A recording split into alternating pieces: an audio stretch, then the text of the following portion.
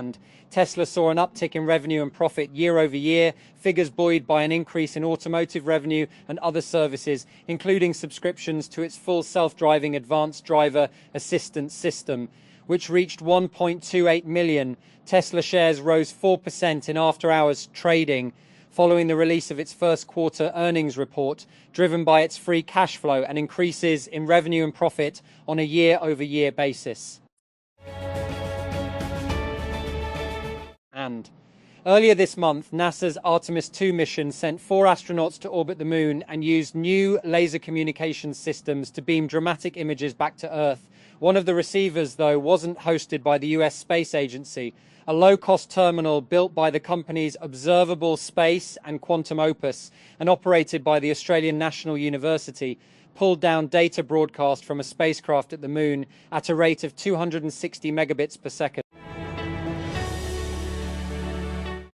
Google Cloud on Wednesday announced that its 8th generation of custom-built AI chips, or tensor processing units, TPUs, will be split in 2. One chip, named the TPU-8T, will be geared for model training, and another, the TPU-8I, is aimed at inference. Inference is the ongoing usage of models, aka what happens after users submit prompts. And some of the most consequential companies in tech history didn't launch with a splashy fundraising announcement.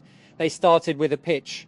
Dropbox demoed to a room of skeptics, and Cloudflare took the stage before most people understood what edge networking meant. Discord was a scrappy game developer called Hammer and Chisel. Mint, Trello, Forethought, N26. All of them passed through the same crucible. And TechCrunch startup Battlefield. That's not a coincidence. Battlefield isn't just a competition. It's a launch pad, and the numbers back it up.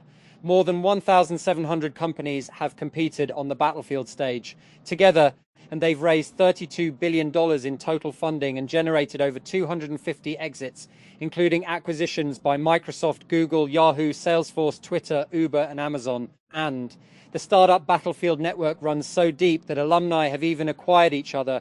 Dropbox acquired fellow startup Battlefield alum DocSend in 2021. For thousands of founders, and it's become a defining milestone, not just a pitch competition, but the moment the world started paying attention. And Apple released a software update on Wednesday for iPhones and iPads, fixing a bug that allowed law enforcement to extract messages that had been deleted or disappeared automatically from messaging apps. This was because notifications that displayed the message's content were also cached on the device for up to a month.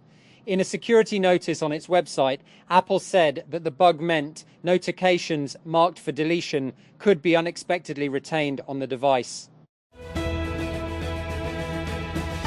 And the French government agency that handles the issuing and management of citizens' identity documents, including national IDs, passports, and immigration documents, confirmed Wednesday that it experienced a data breach. In an announcement, and the Agence Nationale des Titres Sécurisés said the data stolen in the breach could include full names, dates and places of birth, mailing and email addresses, and phone numbers on an undisclosed number of citizens. And Ant said the investigation to determine how the breach happened and its impact is ongoing, and people whose data was affected are being notified. And until a few hours before SpaceX announced its deal, giving it the option to acquire Cursor, the maker of AI-powered coding software, for $60 billion.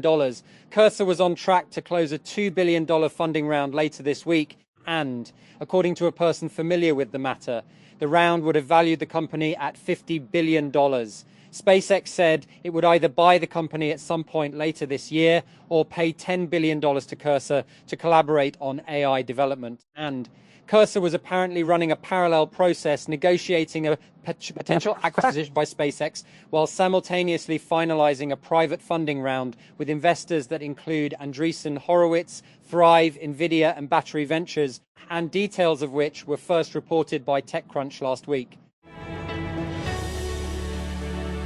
That Iran's parliament speaker and ex-brigadier general of the Islamic Revolutionary Guard Corps, IRGC, Mohammad Bagher Ghalibaf, on Wednesday issued a strongly worded statement that any potential ceasefire will be possible if the US lifts its maritime blockade at Hormuz and all the Zionist warmongering across all fronts ceases to exist. That in a post on X, formerly Twitter, Ghalibaf said a complete ceasefire would only be meaningful if it is not violated by continued restrictions on maritime trade and the hostage-taking of the world's economy. And the Pakistan Medical and Dental Council, PMDC, moved forward with its probe into 3 major cases, including the tragic suicides of 2 medical students and an operating theatre OT video scandal, and by holding preliminary hearings and referring all matters to its disciplinary committee for final decisions. According to a PMDC statement, and the preliminary hearings were conducted to ensure a fair and informed assessment before initiating formal disciplinary proceedings. Relevant stakeholders, including representatives from the institutions involved, and were invited to present their accounts and help establish a clear factual record. And a global surge in large-scale battery projects is set to reshape power systems in 2026, with installations planned across regions including Texas, Inner Mongolia and New South Wales. Falling costs, rising electricity demand and geopolitical tensions are driving rapid growth, positioning battery storage as a key part of the future energy mix. That the Punjab government has included several villages in Rawalpindi division in the Model Village project to improve basic infrastructure in rural areas. Villages in Kala Sayadan, Guja Khan, Kahuta and surrounding areas will receive upgrade facilities, including clean drinking water, street lighting, paved roads, drainage systems, improved children's parks and wastewater treatment infrastructure. And Karachi. Interpol has issued a red notice for a fugitive Liari gangster, Wasiullah Lakho, who is reportedly hiding abroad and wanted by Karachi Police South Deputy Inspector General Syed Asad Raza told Dawn on Wednesday. A red notice is a request to law enforcement agencies by Interpol to locate and provisionally arrest a person pending extradition, surrender or similar legal action. And Iran's foreign ministry spokesman Esmail Barkaei said on Wednesday that the Islamic Republic appreciated Pakistan's efforts to end the Middle East war, without commenting on a ceasefire extension announced by the United States. He expressed these views while answering reporters' questions, a statement by Iran's foreign ministry said, adding that Barkaei was asked about Pakistan's request to extend a ceasefire agreed between Tehran and Washington on April 8. And Netherlands-based cosmetics giant Rituals has confirmed a data breach affecting customers' personal information after hackers stole reams of data from its membership database. The company disclosed the breach on Wednesday, according to an email sent to customers that TechCrunch has viewed and verified. That Apple standard iPhone 18 is again rumored to miss the company's usual September launch schedule this year, according to a new leak from China. The report claims the device could instead launch next spring alongside the iPhone 18e. If accurate, Apple's September event would focus on the iPhone 18 Pro, iPhone 18 Pro Max, and a foldable model that has also been referred to as the iPhone Fold or iPhone Ultra. That Redmi has introduced the K-Pad 2 tablet alongside the K90 Max smartphone. Like the earlier model, the new device follows a compact tablet design while focusing on high-end performance. The Redmi K-Pad 2 features an 8.8-inch LCD with a resolution of 3008 by 1880 pixels. And the Directorate General of Customs Valuation, Karachi, has issued revised customs values for the import of 62 brands of old and used mobile phones imported in commercial quantities without packing or accessories. The updated valuation applies to multiple models from major brands including Apple, Sharp, Samsung, Google Pixel and OnePlus. That FIFA World Cup 2026 is approaching with only 50 days left until the final kickoff. With football's biggest showdown going to kickoff, the association has reopened ticket sales for all 104 matches. That Labyrinth broke away from Euphoria ahead of season 3 after his music had become a trademark of the show. And he finally revealed what reasons caused him to take the big measure and call the showrunners out on Instagram. The 37-year-old British singer, whose real name is Timothy Lee Mackenzie, launched a scathing attack against the show recently and announced his departure. And the British monarch has received surprise honour for his lifelong commitment to the environment on Earth Day, days before his highly anticipated visit to the US.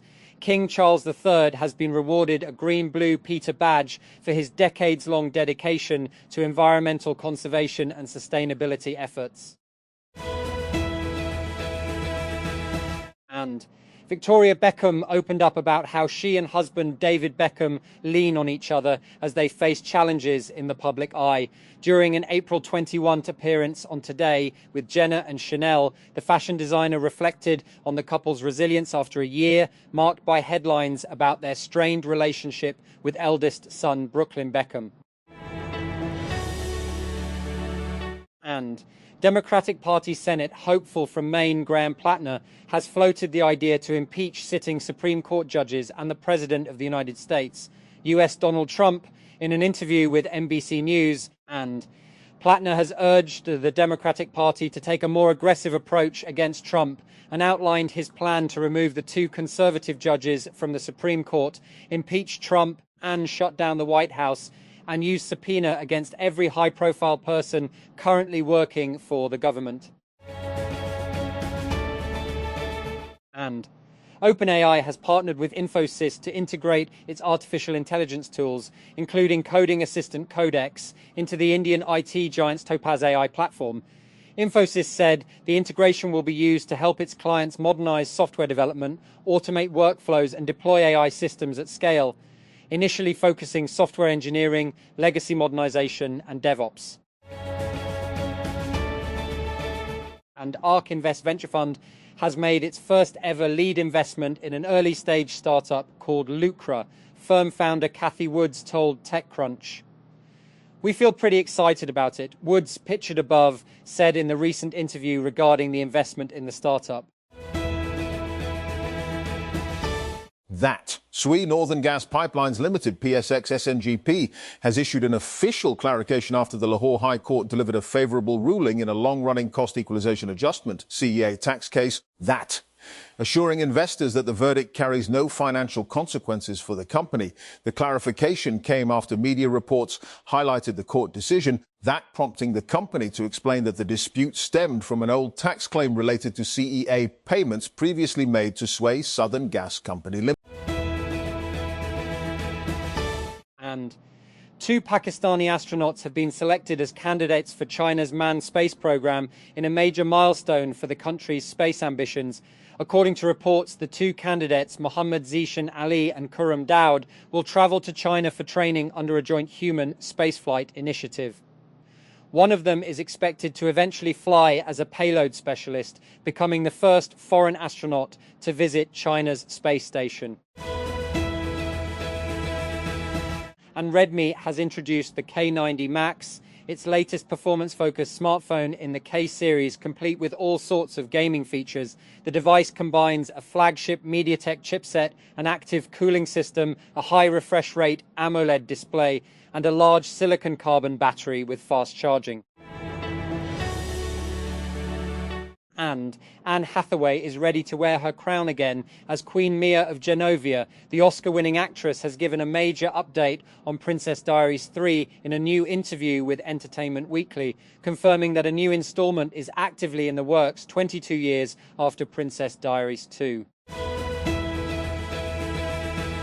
And a South Korean fighter pilot has been ordered to pay 88 million won, 59,200, in damages over a 2021 mid-air collision he caused by trying to get photos and videos of himself flying, an official report said on Wednesday. The pilot, whose identity was withheld, wanted to capture footage of his last sortie before reassignment, according to the report by the Board of Audit and Inspection. And Turkey's leading investment holding company Koç Holding's home appliances subsidiary Beko has announced a $20 million investment in Dorlance's refrigerator manufacturing infrastructure and marking a significant step in enhancing the company's production capabilities. The ceremony saw the attendance of senior leadership from Koch Holding and Beko, and flagship of Koch Group in the consumer durables industry, and the parent company of Dorlance, including Polat Shen, the president of Consumer Durables Group at Koch Holding, Zafer Üstüner, the chief commercial officer for Asia and Russia and Sub-Saharan Africa at Beko, Barish Alpaslan, the chief financial officer CFO at Beko. The inauguration underscores Koch Group's continued commitment to advancing industrial capability and long-term investment in Pakistan.